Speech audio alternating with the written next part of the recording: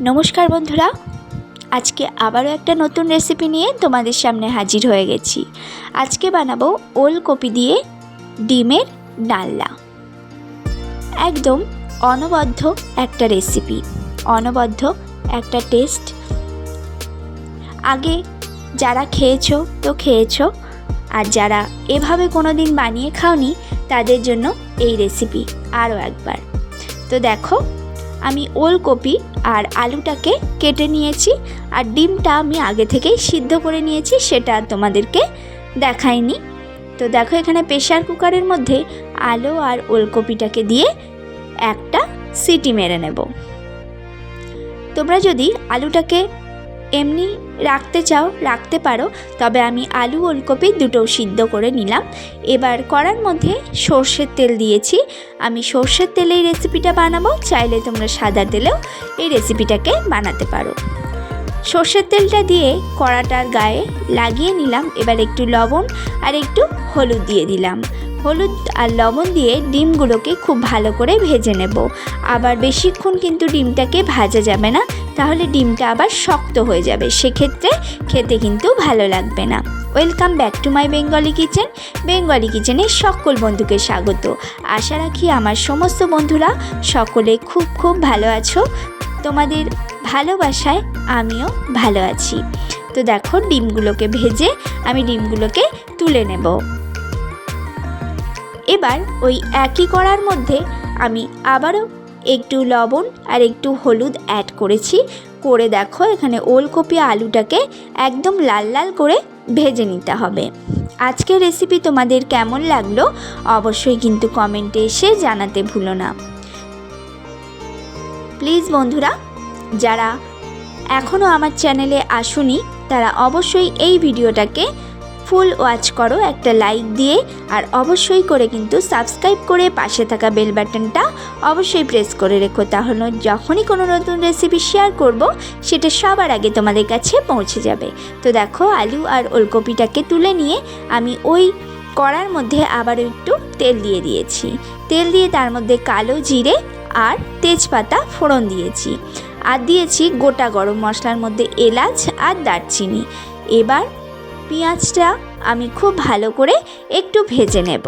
তো দেখো, পেঁয়াজটা যখন এরকম ভাজা হয়ে যাবে তখন কিন্তু এর মধ্যে আদা রসুন আর কাঁচা লঙ্কা আমি মিক্সার গ্রাইন্ডারে পেস্ট করে রেখেছিলাম সেটা দিয়ে দেব। তার আগে দেখো, কালারের জন্যে কয়েক দানা চিনি এখানে অ্যাড করেছি। চিনিটাকে একটু ভেজে নিতে হবে। ভেজে নেওয়ার পরে টমেটোটাকে অ্যাড করতে হবে। টমেটোটাকে দিয়েও একটু নেড়ে চেড়ে মিশিয়ে নিয়ে তারপরে আদা রসুন আর কাঁচা লঙ্কার যে পেস্টটা বানিয়ে রেখেছিলাম সেটা এখানে অ্যাড করব। আজকের রেসিপি কেমন লাগলো প্লিজ প্লিজ করে কমেন্টে এসে জানাতে কিন্তু ভুলো না। এটা গরম গরম রুটি, পরোটা, লুচি, এমনকি ভাত দিয়েও ভীষণ ভীষণ ভালো লাগে খেতে। আর যেহেতু ওলকপির একটা নিজস্ব স্বাদ গন্ধ আছে, সেহেতু কিন্তু এই ডিমের ডালনার টেস্টটা একদম অন্যরকম হবে। ওই যে বললাম, পোলাও, এমনকি ফ্রাইড রাইস, রুটি, লুচি, পরোটা, সাদা ভাত সব কিছুর সাথেই কিন্তু ভীষণ ভালো লাগবে। তো দেখো, এখানে সমস্ত মশলাগুলোকে দিয়েছি আমি। এখানে পরিমাণ মতো হলুদ পাউডার দিয়েছি, আর দিয়েছি ধনে পাউডার, দিয়েছি এখানে কালারের জন্য কাশ্মীরি রেড চিলি পাউডার, আর লবণ দিয়েছি পরিমাণ মতো। দিয়ে মিক্সার গ্রাইন্ডার ধোয়া জলটাকে দিয়ে মশলাটাকে খুব ভালো করে কষিয়ে নিতে হবে। আর যেহেতু শীতকালীন সবজি, সেহেতু কিন্তু এখানে দেখো মটরশুঁটি দিয়েছি আর দিয়েছি ওলকপি। মশলাটা খুব ভালো করে কষিয়ে নেওয়া হয়ে গেলে দিয়ে দিতে হবে আলু আর ওলকপি। দুর্দান্ত খেতে হয়েছিল বন্ধুরা। তোমরা যদি ট্রাই না করে থাকো অবশ্যই একবার কিন্তু এইভাবে আমার ভিডিওটা ওয়াচ করে অবশ্যই বাড়িতে ট্রাই করো। ভীষণ ভীষণ খেতে সুন্দর হয়। সমস্ত মশলাগুলো যখন ভালোভাবে কষানো হয়ে যাবে, খুব ভালো করে কষাতে হবে, কারণ সমস্ত রেসিপি কষানোর ওপর কিন্তু তার টেস্টটা খোলে। তো তার জন্য ভীষণ ভালোভাবে কষিয়ে নিয়ে জল দিয়ে দিয়েছিলাম। তারপরে দেখো, জলটা ফুটে গেলে এর মধ্যে ডিমগুলোকে অ্যাড করতে হবে। ডিমগুলো একটু ছুরির সাহায্যে কেটে দিয়েছিলাম যাতে এর মধ্যে সমস্ত মশলা যেতে পারে।